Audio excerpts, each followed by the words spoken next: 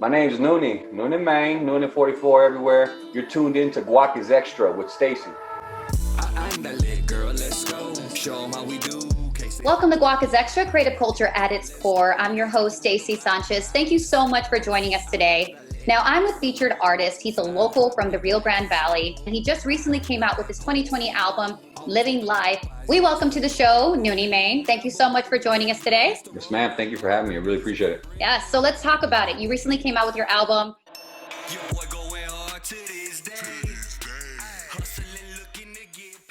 It got released June 6th. It went live on all the platforms, June 6th, Living Life. It's the first CD that I've released in the last 5 years. That was an actual project of me putting together with, beats, writing, and making an actual project about it. Well, let's backtrack a little bit as far as the beginnings. Was it a process for you? Was there maybe like a mentor that inspired you along the way? My cousin, Nicho, shout out to him. The reason why I started rapping, basically. I'm actually from Monterrey, born in Nuevo León, like on that side. There you go. So it was a certain circle of music that I listened to, and all that was, encompassed in that circle of Tejano, Pegaso, Intocable was obviously, they were just popping off when I was, about third or fourth grade, give or take. That was the age, and I started hearing them, and they were, starting to come up. So all that type of music has been what I listened to. Rap, I would listen to it with my cousins. Again, Nicho's one of them. My cousins from Chicago, my cousins from California. They would bring the rap down here, the stuff that I wouldn't get, in the Valley. Even till this day, we're behind. Back then, before the internet and all that, we were, 6 months, a year behind at all times, at least. So I would hear, like, my cousin from Chicago showed me Twister and Bone, and to me that was like, wow, you know what I mean? Like, this is new, like, this is so dope. Like, everything about it, the way they rhymed, how fast they went, the melody, everything was so cool about it. And all that intrigued me, but I just saw it like a wow thing until I saw my cousin Nicho doing it. Like, well, shit, if he can do it, why can't I do it? And that's where I kind of got the bug and decided to do it myself. And here I am all these years later, still rapping. How are you handling in terms of the pandemic? Has that been a downfall in terms of releasing the album? In a sense, because when the pandemic started or whatever, and then the whole thing with George Floyd, and correct, it was around the time that I was getting ready to release and start promoting and, all that type of thing. So it kind of felt weird talking about, hey, check out my new song, when the movement that was going on at the time, just didn't seem to fit, at least not in my head. Maybe I'm wrong, maybe whatever, but it seemed insensitive almost, you know what I mean? Hey, someone died, but check out my album, I didn't think that was cool. Right. So I kind of just left it alone and kept, working on it, fine tuning it until I finally, shout out to Purple K. Because of all that, I got to catch up with him when he came down the valley. That dude's everywhere now, so I got to catch up with him. And he actually ended up, producing some of these songs on the new album. It worked out in that sense that I got to have him put his touch on it and then release it a little later. But overall, as far as the promoting it, it's been just simple stuff, and on my Instagram, and the people that tune in are tuned in to the Twitter, stuff like that. It's a different way of doing it now, the whole online thing, especially with the pandemic. But even now, you don't go to the mall and sell CDs how you used to, and I used to do that super efficiently. Yeah, make a lot of money doing that stuff. And as soon as the digital era kicked in and it went to MP3 and no one started with CDs, that kind of was a change in its own. And now this change is another change in its own, where it's literally all online. It's really little legwork that you do, on the ground. It's more what you got online, and whatever online is what dictates, if you're good or not. So right. I mean, obviously, like, the life that we're currently living in is not going to be the same life we're going to be living next year. I mean, that's what we all hope, right? In terms of getting a vaccine and kind of moving forward with taking masks off and being comfortable with that. A lot of musicians obviously don't like the concept of having to stay home, but a lot of them are dealing with what they can in terms of still being able to make money, selling their merch off their websites. Have you gotten involved with anything like that as far as online sessions are concerned and kind of promoting yourself that way? I thought about it, but it would have to be something well done and not just let me put my phone here and let me go. It would be something that sounds good, if not, what's the point of doing it? Especially if you're trying to make $1 off of it and you're trying to, get people to donate to the cause, basically. So it has to be something that's well done. That's another reason why my Living Life took so long to come out, because I wanted it to be well done, well packaged, sound good, every song sound the same, audio levels, all that type of stuff. I wanted it to be as on point as it can, being so that it's my newest album. So I've noticed that your name has come up more than once online. Let's talk about that confusion that you've had with your alias name, and then where it actually came from. Nune came from when you're a junior, they call you Nune, basically. And so my name's, and when I was born, they didn't put the third, they put nothing, basically. Like I was the first born with that name when I wasn't. I was actually the third. So that's where I got Nune from. 85, 90% of the time what I answer to. All the other nicknames I had came from school, but when it came time to rap, I didn't want to be, that age that I was talking about, 12, 13. I thought about all these cool, like Mr. Iceman was one of my, initial names. And eventually it was about 17 when I was like, you know what, dude, I need to stick to something that's going to be more long term. You know what I mean? I don't want to be called little whatever at 40. So I stuck with Nune because it was unique. Never heard a rapper named Nune. And, correct. And so since about, 17, 18, I started going by Nune 100%, as far as my rap went. But with that, there's this famous musician from Yugoslavia or some other side of the world that her name is Nune, like I spell my name, Nune, and then Yesamaya or something along those lines. And she sings in a different language and she's very successful. So when you look her up or look up Nune, like trying to look me up, everything that comes up is her, nothing but, none of me. So that's why I've started adding 44 to all my social media stuff. Like I said, that's just another nickname that's been added because of trying to cater my YouTube audience is what it was. Trying to cater my YouTube to when they search me, that lady didn't pop up. I was really struggling with that. But there's been other artists as well, rappers from, America. They also have a career in music that's rap. And they also go with that name. So when it's time to put my stuff online, even in Apple and, all the platforms there is, I have a hard time with that because my song will come out right next to some random dude that had nothing to do with me. Nothing, no correlation at all. Correct. Other than the 4 same letters that we have for our name. Have you reached out to specific companies in order to be that main distributor for you? Have you had difficulty in doing that? I don't focus too much, like you said, on the marketing aspect of trying to be doing the new TikTok dance or trying to be in the trend or trying to be somehow doing whatever is hot or popping or none of that. I don't care. I do what I do, and if it fits within the norm of cool or whatever, cool, badass, and if it doesn't, it doesn't. Amen, I'm hard-headed, this is true. Set my mind, not much you can do. Been years of grinding for minimal fruit. Mainly cause I don't follow rules. What I do is me, and that's usually cool. I'm not so concerned, I guess, with trying to make it. It's more of me being me, and it's me, and it's just that's how I promote myself. Let's talk about that too. Did you feel compelled to create in order to help you with marketing yourself, feeling like you need to be your own? Okay, let's talk about that. It's literally what it was back in like 09 when I started that. It was Nune Vision was for me to promote my music. It's literally what it's for. And I record, and I've always liked editing, video editing, all that stuff. It's always been, my forte and what I like and what I enjoy doing. So, I was like, why not? I'll record myself in the studio. I'll record myself rapping. I'll record myself writing. I'll make a video out of it. Nune Vision, bam, that's it. And this was before everybody and their mom had a cell phone with a camera and a vlog and lives and stories. So it was a little cooler because, when I started it was obviously no followers, and then it built a little thing. And hanging around with my friends is what made Nune Vision Nune Vision. My friends were on the show acting clowns. I was recording it, making it into a worthy watching show, production wise. It's not like a Netflix series or nothing like that, but it's well done enough, especially for the technology at the time, that people started liking it. And my friends became more of a hit than what the purpose of the show was. You know what I mean? But it was cool because it was also giving me traction. I would put my music on the show. People would ask about it. Shoes to my chest, big N on that bitch, out with Nune Vision. I run the lane. You make me laugh with them dance moves. Call you out cause I have to. Roll up on them like fast food. They stutter like Porky do. Porky Pig for you young bucks. Ain't mad at click, they can trump us. Slamming drinks, turning girls to freaks. And Playboy, this is midweek. Rendezvous with the crew. 512 6th Street. So it worked. It was perfect. You know what I mean? It took on a life of its own for a good while until we all grew up. We all kind of, graduated college and more professional, this, that. Everybody went their route, got married, had kids. So I actually talk about that on, the new album, Living Life. Number 5 is Nune Vision.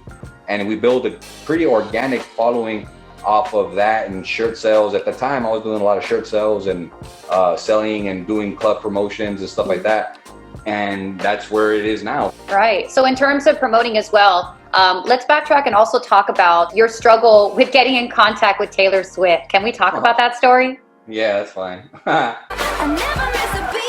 Never miss a beat, baby, leave that up to me. Nune man, be that rapper all the mothers wanna be. Cause I'm not a wannabe, spit efficiently. Not trying to be a G, that just comes naturally. Live life on the day to day, don't care what them haters say. Can't please them all and wouldn't wanna do it anyway. Taylor, if you're listening, just know you're my latest crush. But I guess for me it's tough luck. Cause the players gonna play. That's like my claim to fame too. Like that was like the coolest thing that ever happened career-wise. Did she ever reach out to you? Personally, to me, no. But Alex Duran, bless that man, he helped me out a lot. He heard the song by somebody else, a friend of mine, that heard whatever, emailed it to him, and he liked it. And because he liked it so much, he played it on the radio. You're on the radio, homie! Never miss a beat, baby, leave that up to me. Nune man, be that rapper all the mothers wanna be. Cause I'm not a wannabe, spit officially. I liked it. I did too. Gotta be honest with you. I wasn't expecting it to be that good. I You know, because it sounded like it was produced well. yeah. You know, it didn't sound like just somebody in their room with a little microphone hooked Well, up to the computer. I bet I can help him on that. That's pretty cool. I can actually help him on that. And I'll be more than happy to. And like I said, we normally don't spotlight local artists, but how cool would that be if we could actually do something like that? And like we flip on the TV one day and he's doing his thing. I And we'd be know. like, you know what? I remember when we played this record on the radio. That'd be kind of neat. And then because of that, it kind of like all my friends and people were hitting me up, and I was, hey, well, fucking tell him you like it, you know? Mm-hmm. So he got in contact with me or whatever, and from there, he just added it to the rotation, my version of the Shake It Off. And so he reached out to them, and he showed me what their responded was. They're like, man, it's really well done, sounds good, you know, no complaints, but we just don't want to associate Taylor Swift with hip hop. Really? And that was it. There was no That's what explanation That's on. what Big Machine said. They're like, it's good, it's well done, cool, you know, congrats type of deal, haha. But we don't want to associate her with hip hop. And then like 4 or 5 months later, maybe less. And I was like, man, I thought they didn't want to associate her with hip hop, you know? Right. You know, 6 months later, and then now they got fucking Kendrick Lamar on there. To making the track in the first place. So what was the purpose for that? It was more for, like I even said in the verse, this expanding audience, sharpened skill. That's basically why I did it. I heard it, and like, man, this bitch is jamming. Twitter's growing up saying that she's culture appropriating and that this and that, and because of the girls that were twerking were black and the girls that were dancing were all white, and I was like, man, why are people hating on this? You know, I'm gonna rap on this bitch just to rap on it, just to, you know, because I think it's tight, you know. And I never thought I'd be on the radio, but I did it for me. And Right. when I was done with it, I liked it. I sent it to a few of the people that I send stuff out to before I release it or whatever. And everybody hit me back with perfect score. Like, dude, this is pretty cool. Like, and so I released it, and I released it with the intention of hashtag listen Taylor. Maybe she'll see it the way, you know, stuff that's when virals and all that stuff were not as big, I guess, as it is today, but pretty big. And hoping with the chance of it going viral. It never really did. It had a few plays, and on YouTube it got taken off not too long ago for copyright infringements and Okay. yeah. So anyway, but that's how it happened. I really didn't do it with like, this is the hit, you know. I did it like, let me do it. I found the beat, I looped it, timed it, cut it up, did the surgery on the beat, cut her out, put me in, wrote my verse, recorded my little video that I had at the time for it, you know, just real quick. I put it up. I had images of my cats fighting in the video. You know, like it wasn't like a super well done video of mine. It was just random clips of me, but it was more about the verse, the music. Correct. And they played the hell out of it here at 107.9. They had it on 104 for a bit. There was still a glimmer of opportunity there that, hey, what if this video goes viral? I mean, Absolutely. Right? What if you retweet it just once? You know, that was my whole thing. Like you'd be talking to a more established artist had she fucking hit retweet. Like, no doubt. No doubt. I'll just click one time. Nigga, that's it. It would have been fucking over. It would have been crazy. do you try and find beats online? Or is it more about working together with someone exclusive that creates beats for you? And then from there, you write the music. How does that songwriting process work for you? Earlier, when I, you know, my earlier stuff, Nune Nicho and my early Nune stuff, I would have producers. Lacosta, he was an awesome producer, had a lot of our beats. Mm-hmm. We had a Romy Rome, he was really good. We had a few producers. As of late, I've had Skinny on my project. Skinny is a local artist, very talented as well. Raps, produces, does all kinds of stuff, photography, Photoshop. He's really good. He's really talented. And then also Billy, which is Billy Young from Billy Young. Yeah, you know, I'm sure you know what I'm talking about. He's also a very dope artist, and he does photoshops and editings, and I think he does a little video work as well. And he raps his ass off, and he does beats. So in the camaraderie of supporting, I would check out their beats, or his beats in this case, and I found some beats that I liked, and I bought them, and you know, the whole shebang. Everything as of late has been leased. Before, I'll just grab a beat and rap on it, and it didn't matter. You know, it was a mixtape. Everything was a mixtape. So, Right. You know, now it's more of trying to be original and you have to have it, because if not, it gets taken down. That you can't, you know, put it out anymore, because there's no one's going to be able to watch it, because it's not going to be anywhere. You know, all the platforms will flag it. Correct. Eventually, I'll get paid off my own art. That's the goal, but at least let people find out of me by using you, and you still get paid. You know, the views that I get on this video, whether it's 100 or 1 million, take that money. That's cool. You know, I don't want it. It's too stringent. You know what I mean? That you can't be inspired. You hear a song, you get inspired, you want to rap to it. You kind of can't, because you do something to it, you put it up, they're gonna bring it right back down. A mixtape is how a lot of these guys came up. The only way to do a mixtape now, and for it to be seen, because no one's gonna take your CD from you. If someone comes up to you at the street in like today, tomorrow, whenever you go out, and hands you a physical CD, especially with this damn Corona thing, you ain't touching that fucking CD. You kidding me? You know what I mean? No, and even if you grab it, like, to not be rude, and you take it, where are you gonna play it in? Like 100%, 95%. A lot of people don't have CD players in the car anymore. It's all digital. I have some, but my cars aren't quite the newest cars. I know the newest cars, there's no CD player no more. So all that groundwork's done. It's all digital 100%. And if you don't have something like that PIP or something, which is also oversaturated, like YouTube is the move still, and they don't let you do it because of that. So they kill the mixtape, basically. It's not hand over fist how it used to be. I used to go offer you a CD and take your cash and make $400 or $500 in a night and sell, you know, 40, 50 CDs. And it was great. You know, it was awesome. And I liked the hustle. I liked being out in the streets and being in a corner and going to the movie theaters, going to the football games. It's like I was like selling crack, you know, but it was my music. It was a backpack full of CDs. You know, you the people that know about it, whatever. I used to be all over the place. Shout out to Traffic. He's the one that, you know, blessed the game to me. And I picked it up and ran with it. And, you know, that was a lot of my movement and, you know, the people that know me. So let's talk about moving forward then. You know, I mean, you know, once we finish the pandemic, do you have any future plans on how you want to execute your music? And do you see yourself jumping on stage again? It is hopefully, you know, if this is all said and done, sooner than later, to get, you know, to try to perform and put something together like a show and see, you know, maybe get a packed house, maybe you don't do it, and, you know, get some footage out of it, make a show, and keep doing me. That's, you know, that's how I make my videos on YouTube now. It is in the realm of possibilities still to perform and hopefully be on stage soon where there's a crowd, obviously, and not like, you know, for a bunch of cameras and it's all digital. Like, I don't know. There's something different about being there with the energy of people. How do you keep yourself encouraged throughout your creativity process? How do you keep yourself encouraged throughout pandemic? I'm a big family dude. That's another thing. If you know, you see a little bit of my videos, you'll see a lot of my family in there. When I go to Mexico, I record all the family experiences, make like a little 5-minute movie of the whole trip in 2 weeks. And, you know, my family see big to me. So yeah, my family's always been supportive. They really, you know, a lot of my, I would say 25% or so of my views and traffic and whatnot is family that are, you know, supportive, and they enjoy it. And they tell you the truth, hey, that one's good, but this one's better. You know, and that type of thing. They're also very brutally honest with me, which is cool. I enjoy it.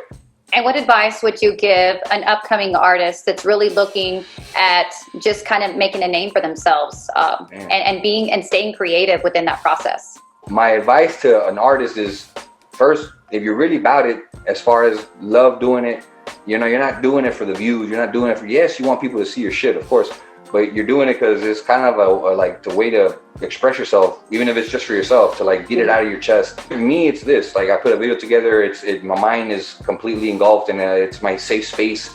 It's my, you know, all the music and all the artistic stuff is where I'm at like at 100% comfortable. So that to me is the biggest thing. If you're about it like that, then just do your shit, and the people that are gonna ride with you are gonna ride with you. His name is Nune. You can look him up under Nune44. Once again, thank you so much for joining us today. We really appreciate it. And if you want to listen to his latest album, he just came out with it. It's called Living Life. It's on all music platforms. Stay tuned to Guac Is Extra and Guac On. This might be the last you hear about me. Grab my bug out, keep my ammunition handy. Live off the land, make music, raise a couple asses. Let my work on the net be how they speak about me. But this music keeps my sanity, balances the fake pressures given by society. I made my name off reality, but honestly, I'm better off with all of you in fantasy.